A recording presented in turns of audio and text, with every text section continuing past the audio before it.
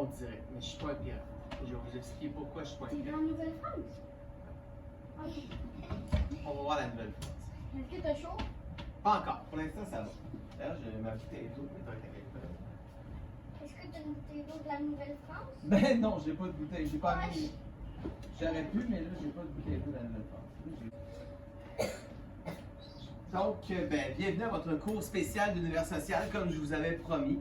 Bien sûr, il n'y aura pas de manipulation de matériel parce que c'est pas possible. Parce qu'en temps normal, quand je fais de l'animation historique, parce que c'est ça qu'on fait, quand on est en costume d'époque et qu'on personnifie quelqu'un ou un personnage, on dit qu'on fait de la reconstitution historique. Donc, on prend une époque et on la joue comme si c'était l'époque qui existait pour vrai.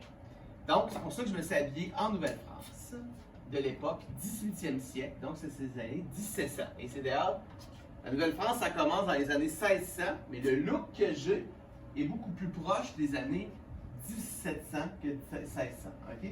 La Nouvelle-France, c'est à peu près du début du... Officiellement, la date de début de la Nouvelle-France, la date officielle, si on peut dire ça, c'est quand on a commencé à installer des gens ici au Canada. Okay? Donc, la première personne qui a fondé une ville, est-ce qu'il y en a qui savent c'est qui le premier explorateur Non. qui a fondé une ville, qui a installé des gens qui sont venir vivre au Canada? Avant, là, on faisait juste des voyages en bateau, on explorait, on découvrait, mais on n'était pas venu s'installer ici. Mais à partir de 1608, on a commencé à installer une première habitation et les gens ont vécu ici. Victor. Jésus? Non, pas Jésus. Ça fait plus que 1000 ans. Jésus, là, c'est l'an 0 et là, on est en l'an 1645. Donc, c'est pas Jésus. En réalité, c'est Samuel de Champlain. Samuel de Champlain, c'est un explorateur français. Donc, il venait de la France. Et lui, il avait pour mandat par le roi de France de venir explorer le territoire, mais surtout, il avait comme mandat de faire des cartes pour pouvoir savoir où est le territoire, pour pouvoir le dessiner et le comprendre. Donc, lui, c'est un cartographe, explorateur, mais en plus, il est venu fonder la première habitation qui aujourd'hui est connue comme la ville de Québec. Hein? Ici, on est à Saint-Étienne-des-Grès, non loin de la ville de Trois-Rivières. La ville de Trois-Rivières, c'est la deuxième ville à avoir été fondée au Canada. Dans tout le Canada, Trois-Rivières, c'est la deuxième plus vieille ville en Amérique du Nord. Donc, en Amérique du Nord, ça veut dire, en incluant même les États-Unis, c'est Trois-Rivières, la deuxième plus vieille ville. Trois-Rivières, en 2009, donc il y a de ça maintenant 11 ans, elle a eu 375 ans d'histoire. Québec a été fondée en 1608, donc en 2008, bientôt en 2018, elle a eu 410 ans. Donc ça fait au moins 410 ans qu'on est ici sur le territoire.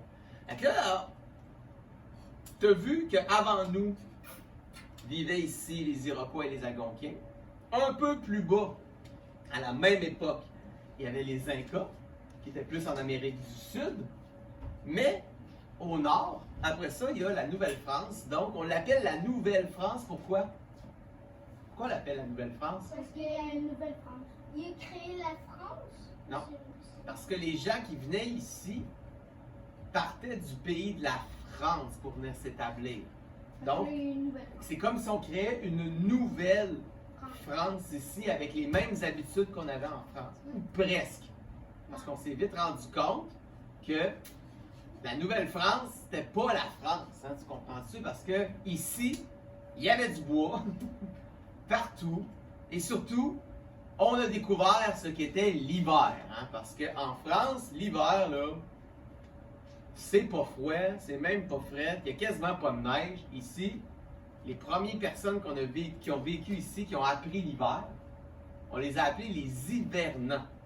Parce qu'ils hivernaient ici, ils vivaient pendant l'hiver. Avant, il n'y avait jamais connu ça. Allons sur le portail de la Nouvelle-France. Cliquons sur la face d'un coureur des bois. Ça ressemble étrangement à Pierre-Esprit Radisson, coureur des bois. Nouvelle-France. Donc, le territoire de la Nouvelle-France.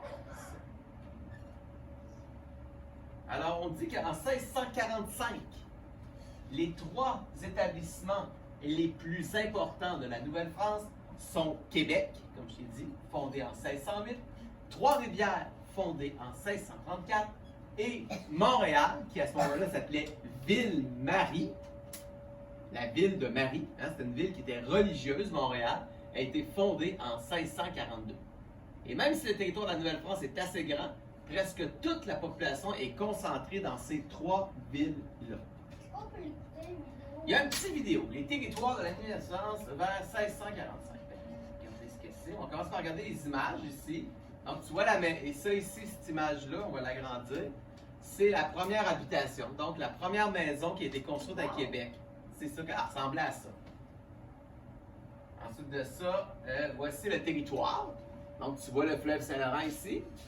Ça. Québec, Trois-Rivières, puis Montréal, Ville-Marie. En jaune, on appelait ça, ce territoire-là, les basses terres. Toutes les terres qui sont sur le bord du fleuve, on appelle ça les basses terres.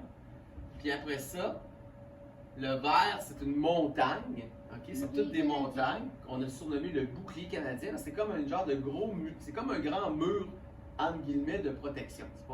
C'est pas un vrai bouclier. Là. Il n'y a personne qui va nous attaquer avec des épées. Mais comme c'est une chaîne de montagnes qu'on a appelé le bouclier canadien parce que les montagnes, ça nous protégeait. Donc, c'est comme pour ça qu'on l'appelait le bouclier canadien.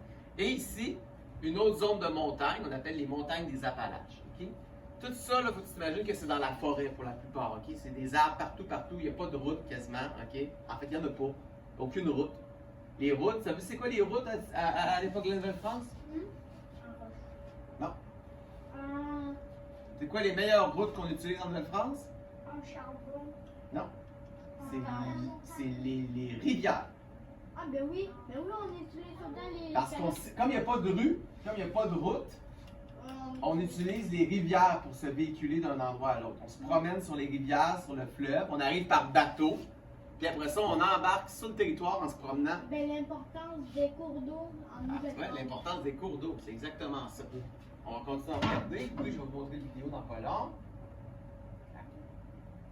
Donc, voici à peu près à quoi ressemble une habitation. Donc, on a plusieurs maisons entourées d'une palissade, hein, une clôture. Pourquoi on met une clôture, d'après toi, autour? Là, on voit les lettres, là, on ne les voit pas très bien, mais on dit que la lettre A, ici, c'est le moulin à vent qui a été construit en 1648. Okay. Ensuite de ça, le fort de Montréal, B, ça ici, c'est le B, ça c'est C, B, c'est D, ça c'est E, ça c'est C, B c'est ça. B là, ici, B au milieu. Ça c'est Montréal en fait, ok? C'est Montréal il y a fort longtemps. C, c'est le premier cimetière. Tu vois, il est dehors de la palissade. Les personnes, on les enterre à l'extérieur, on ne peut pas les enterrer en dedans. On est en part. D ici, c'est la maison de Maisonneuve. Donc, la maison de Maisonneuve, c'est comme le gouverneur. C'est lui qui dirige Montréal à ce moment-là. Et tu vois, lui, il vit à l'extérieur de la palissade. Il ne vit pas dans la palissade. En fait, je pense que c'est comme une fenêtre pour nous dire... Parce que c'est un riche? Oui, parce qu'il est riche, parce que c'est comme un roi. C'est pas un roi, un gouverneur, c'est un petit roi. Et l'Hôtel-Dieu construit, l'Hôtel-Dieu qui est à l'intérieur ici. L'Hôtel-Dieu, c'est le premier hôpital, en fait. C'est là qu'on soignait les gens. Ils appellent ça l'Hôtel-Dieu. Ben souvent, c'est les religieux qui s'occupent de soigner les malades. Puis, un hôtel, c'est un endroit où on peut dormir. Hein? D'accord avec moi? Un hôtel, c'est un endroit où il faut dormir. Donc, un hôpital, c'est un endroit où est-ce qu'on est hospitalisé. Y a-t-il quelque chose de commun entre hôpital, hôtel et hospitalisation? Oui. Quoi, c'est quoi qui a l'air pareil? Ben, la fin. Non, le début. H-O, hôpital, hôtel. C'est pas pour rien que c'est les mêmes lettres. C'est un lieu d'accueil pour dormir. L'hôtel Dieu, pourquoi on l'appelle l'hôtel Dieu? Parce que Dieu, à l'époque, il nous protège comme c'est Dieu qui nous aide à guérir. C'est comme ça qu'on concevait le monde. C'est pour ça qu'ils ont dit que c'était l'hôtel Dieu. Tu as une autre image? Non. oui. Ben là, ici, on a un petit. On a Montréal au début du siècle, là, au début du 17e siècle. Donc, c'est pas gros, hein, c'est juste des campements. Puis au milieu, c'est une église, en fait. Mon Dieu. C'est une toute petite église, on appelle ça une chapelle. Ça, ben, on est revenu au début. OK. Là, on va regarder la petite vidéo. On connaît l'habitation, tu vois, c'est la même image. Hein, tu vois, c'est à peu près la même maison. OK? C'est la première maison. En Québec, on a agrandi l'église, on commence à tracer les rues. À Trois-Rivières, c'était encore très petit à l'époque, au début du siècle, au début du 17e siècle, c'était un poste de traite. À Québec, on a agrandi l'église et on commence à tracer des rues. Québec est en train de devenir un petit village. Trois-Rivières est encore un très petit poste de traite. Montréal vient d'être fondée et n'est habitée que par quelques personnes, donc quelques missionnaires qui veulent convertir les Amérindiens à la religion catholique. Okay. Un missionnaire, c'est une personne, c'est un religieux, hein, qui travaille pour l'Église. OK? Et un missionnaire, ça vient de son mot, ça vient de dire qu'il est en mission. Hein? Il a comme une mission à faire. Et lui, sa mission, c'est d'aller voir les Autochtones, les Amérindiens, qui ne croient pas en notre Seigneur, et de dire, nous, on va te montrer c'est qui notre Seigneur, on va te montrer c'est qui Dieu. Oui, il faut qu'ils parlent leur langue. Ils vont apprendre à parler l'amérindien. La langue parlée, c'est le Huron. Et quand on apprend à parler une autre langue, aujourd'hui on dit qu'on devient bilingue. Hein? On apprend à parler l'anglais, le français, puis plus tu apprends de langue, plus tu es trilingue et tu apprends plusieurs langues. À l'époque, je ne joue pas avec le bâton comme ça, tu vas te l'envoyer dans un œil. À l'époque, la langue officielle de commerce et de discussion, c'était le Huron. Donc, il fallait apprendre l'indien, il fallait apprendre l'amérindien. Et quand on apprenait une nouvelle langue, on disait que c'était un truchement. Un truchement. Un truchement. Baisse ton bureau, s'il te plaît. Donc, un truchement, c'est l'art d'apprendre la langue des Amérindiens. Okay? Je vais apprendre le truchement de Huron. Alors, elle nous parle des coureurs des bois. Vous avez ici une représentation d'un coureur des bois. Peut-être un coureur des bois du début du 17e siècle, mais en réalité, les coureurs... les coureurs des bois, ils ressemblaient peut-être un petit peu au début à ça, mais ça, c'est l'image qu'on s'en est faite avec les années. On a gardé en tête qu'un coureur des bois, c'est un homme qui vit dans la nature, et comme il vit dans la nature, il s'habille comme les Indiens dans la nature, donc il s'habille en cuir, il s'habille en fourrure, puis il porte des mocassins, puis il se promène en raquette parce qu'ils vivent comme les Amérindiens. C'est peut-être vrai au début, mais plus vite, plus en plus, le commerce de fourrure, ça va devenir un commerce vraiment pour la France. On va avoir besoin de fourrure. Et pourquoi on veut des fourrures? Parce qu'il y en a beaucoup ici sur le territoire de la Nouvelle-France. Il y a toutes sortes de fourrures. Hein? On a du lynx, on a de l'ours, on a du renard, du loup, de la belette, bon, de l'écureuil. Du castor. C'est un petit écureuil. Hein? Mais il y a du castor. Et la peau de fourrure qui nous intéresse le plus. C'est le castor. Mais pourquoi c'est le castor? Parce qu'à un moment donné, il y a une fourrure précieuse. C'est quoi donc? C'est le castor. C'est la fourrure précieuse. Mais pourquoi? Qu'est-ce que le castor, la peau de fourrure du castor a que les autres fourrures n'ont pas? Parce que quand même, un renard, une fourrure de renard, c'est beaucoup plus beau qu'une fourrure de castor. Hein? Ouais, c'est roux. Il Il y a une belle queue blanche avec une ligne au milieu. On se dit, pourquoi les gens trippent plus? Oui, mais c'est plus doux, puis quand on tire le poil, il reste là. C'est pas exactement parce que c'est plus doux, parce que tous les poils, toutes les fourrures sont douces à la base. C'est du poil, donc c'est sûr que c'est doux. Pour se C'est faire pas- des habits. Ouais, c'est pour ça des habits, mais il y a une raison. On peut se faire des habits avec toutes les fourrures. Mais le castor, il nous sert C'est le plus particulièrement. épais, C'est pas le plus épais non plus, parce que Camille, parce que ça peut être imperméable. félicitations Camille, c'est exactement ça. C'est que Ah, fait là, il le va castor, il y a une fourrure spéciale parce que l'animal, le castor, il vit dans l'eau. Et comme il vit dans l'eau, ben, Il fait des barrages. il fait des barrages, mais surtout comme il vit dans l'eau, ça veut dire que sa propre peau et sa propre fourrure est habituée de résister à l'eau. Elle est imperméable. Comme quand tu mets un imperméable pour la pluie, là. Le but de mettre un imperméable pour la pluie, c'est pour ne pas être mouillé. Hein? Et le castor, grâce à son poil qui résiste à l'eau, ben, il est moins mouillé quand il va se plonger dans l'eau. Il sèche plus vite. Donc, s'il sèche plus vite et il résiste plus à l'eau, c'est intéressant d'avoir la fourrure de castor pour fabriquer certains vêtements, mais particulièrement un vêtement en particulier. D'après toi, qu'est-ce qu'on fabrique avec le duvet de castor? Et là, je vais aller dans pendant que tu réfléchis, je vais aller dans l'onglet poste de traite. On va aller voir qu'est-ce qu'ils nous disent là-dedans. Poste de traite, endroit choisi pour la situation géographique. Bon, c'est pas ça qui m'intéresse. Commerce et industrie, peut-être. Allons voir commerce et industrie. Commerce et industrie. Où est commerce et industrie? Commerce. Commerce pour. Voilà. Bon, voilà. OK. On dirait vraiment que c'est dans la vraie vie. Alors, C'est dans la vraie vie. qu'est-ce qu'on fabrique avec du castor? Des manteaux. Des manteaux? Pas vraiment. Des toits de maison. Des toits de maison? Pas vraiment. Des sacs. Des sacs? chapeaux. Pas vraiment. Chapeaux. Des chapeaux. Bonne réponse, Victor. Quel type de chapeau on fait? Est-ce que c'est le chapeau comme le coureur des bois qu'on a vu? Chapeau imperméable. Est-ce que c'est un chapeau de poêle comme ça? Non, ça c'est un chapeau de... Là, ici, c'est un radon laveur, là. Mais souvent, on représente le coureur des bois avec un casse en poêle. Tu comprends-tu? Comme tu te rappelles la vidéo qu'on a vue la semaine passée de Patrice Michaud, tu sais, il dit ah, on faisait des chapeaux avec la fourrure de castor, on mettait des chapeaux de poêle. Lui, c'est... Mais en réalité, c'était pas vraiment ça. Camille,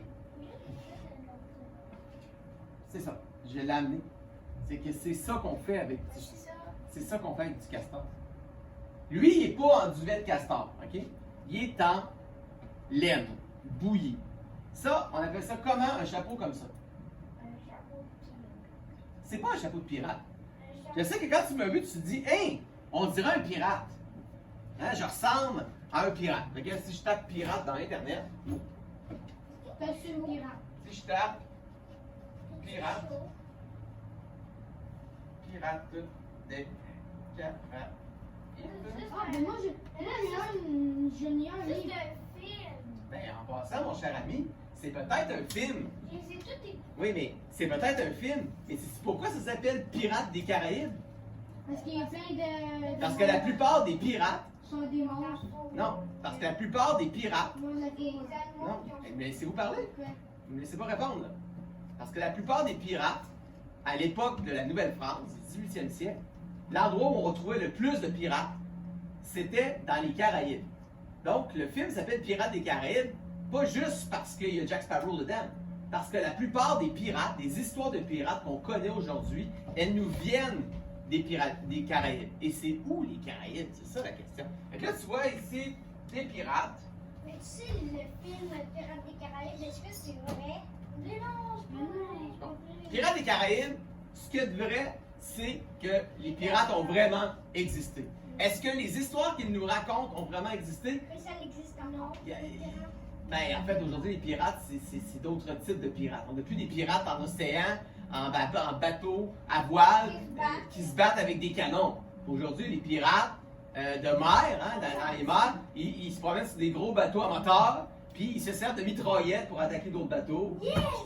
Puis, il y a certains pirates qui sont des pirates de l'air, hein? Puis ça veut dire qu'ils attaquent des avions, hein? Ils prennent possession d'un avion. Puis maintenant, on a même des pirates informatiques. Hein? C'est des pirates qui, sur Internet, ils envoient des lignes de code et c'est des pirates. Pourquoi? Parce qu'ils font ça de façon illégale. C'est pas un vrai travail d'un pirate, tu comprends-tu? Bon, on se fait pas payer? Ben non, on se fait payer seulement si on pirate quelque chose qui a de la valeur. Comme les pirates des Caraïbes, eux autres, ils voulaient des trésors, ils voulaient de l'or, de l'argent, des bijoux. C'est comme ça qu'ils se payaient. Mais c'était illégal comme métier. C'est pour ça que la plupart des pirates qui se sont fait avoir se sont fait pendre. Ça m'a. Ils se sont fait pendre pour. C'était leur punition. On les a pendus. Et là, c'est pas le propos d'aujourd'hui. Moi, je veux un pirate de l'air. C'est pas le propos d'aujourd'hui. Ah. Là, je voulais aller chercher une image. de Nouvelle-France.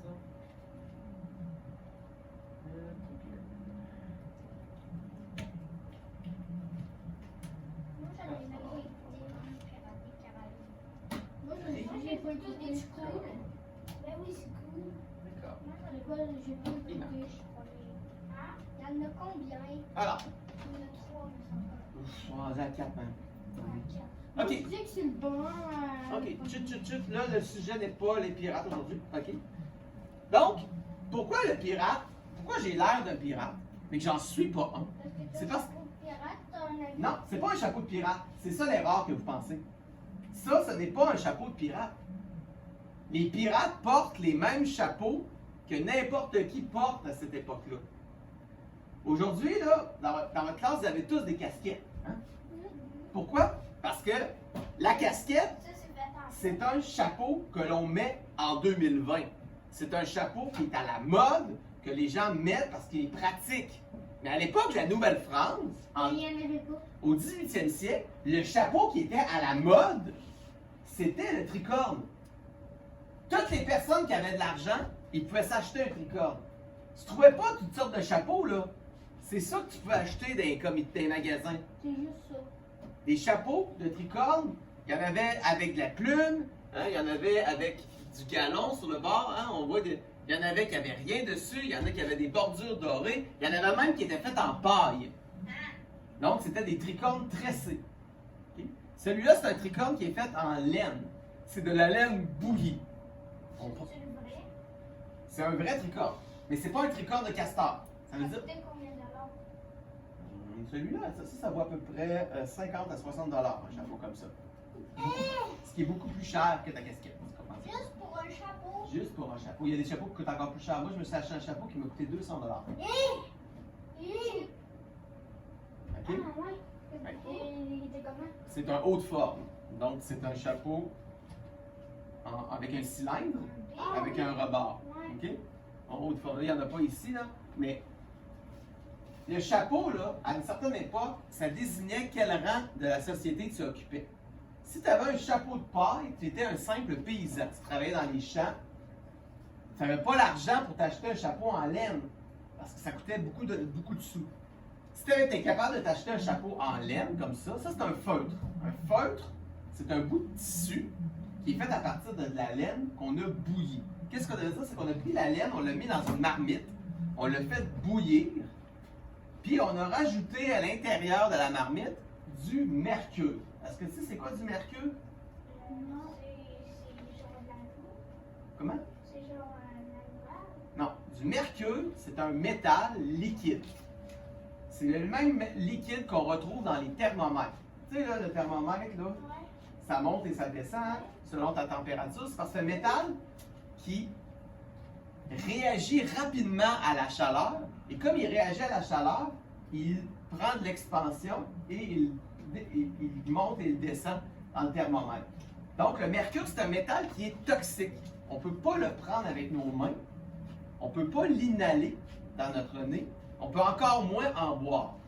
Parce que si on boit du mercure, il va se coller à l'intérieur de nous et on va s'empoisonner. Si on le manipule avec nos doigts, il y a des petits trous hein, à l'intérieur qu'on appelle des pores. Hein. Si tu regardes ta main, tu vas voir qu'il y a des petites lignes, il y a des petits picots. Ça, on appelle ça des pores. C'est la peau, elle respire. C'est par là que tu sues. Hein. La transpiration sort par les pores de ta peau. Fait qu'on en a Donc, c'est là aussi que les poils, hein, sortent par les trous qu'on a minuscules sur notre peau. OK? Et ça, c'est des pores. Ça permet à notre peau de respirer. Mais si je prends du mercure, qu'est-ce que tu penses qui va arriver? Ben, on va plus respirer. Le mercure, il va rentrer dans les petits trous. Il va boucher les petits trous.